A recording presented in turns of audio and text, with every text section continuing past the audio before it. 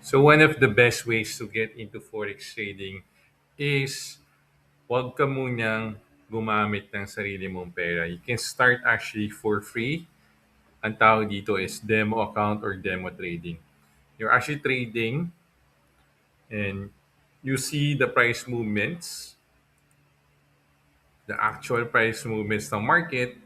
You can also see the currency pairs, either Euro USD ba yan, Pound Yen, any currency depending on your broker and platform, and also precious metals like gold, silver, copper, and also Bitcoin. May mga ganong options din. So with demo trading, pwede mo tong gawin lahat, no? To start and get yourself comfortable, familiarize mo how to use the platform, whether you're using MetaTrader 4 or MetaTrader 5. So may mga differences din yan.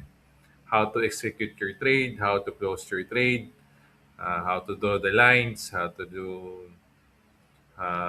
time frames, tawag dyan, no? 1 hour time frame, 4 hour time frame, daily time frame, tawag dyan. How to zoom in, zoom out, yan.